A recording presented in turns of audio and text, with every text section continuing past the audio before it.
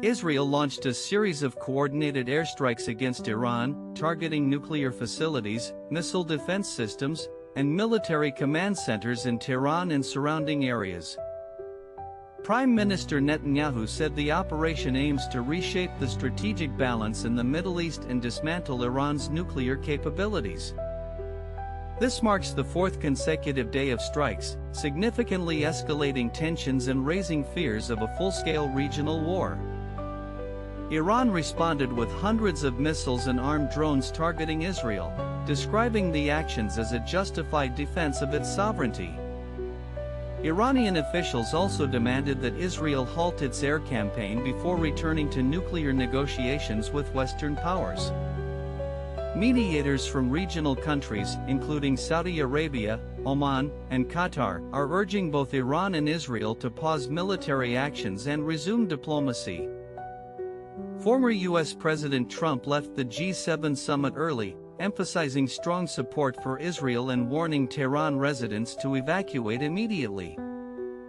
He also suggested that the U.S. might provide bunker-busting weapons to Israel, while distancing American forces from direct combat.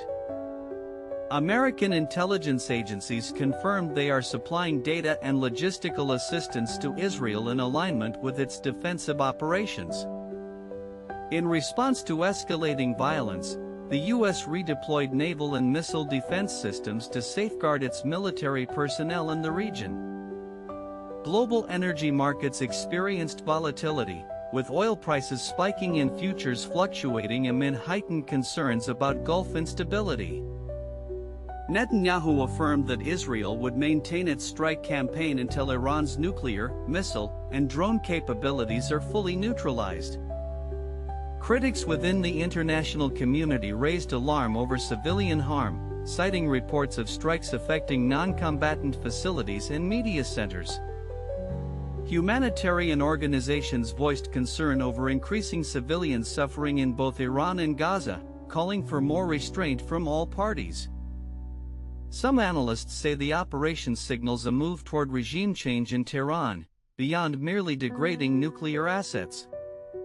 Despite significant damage to above-ground infrastructure, deeply buried nuclear facilities like Fordow remain largely intact and challenging to destroy.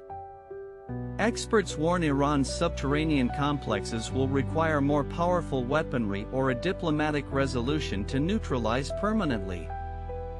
Tehran's leadership appears internally divided. Some officials warn of broader retaliation, while others urge a return to negotiations to prevent war. This evolving conflict could shift long-standing regional alliances and draw on external actors seeking to shape the next phase. U.S. and Israeli coordination remains critical, particularly for long-range intelligence sharing and operational planning against Iran's nuclear network. The future hinges on whether military action or renewed nuclear diplomacy will define the next chapter in this fragile standoff.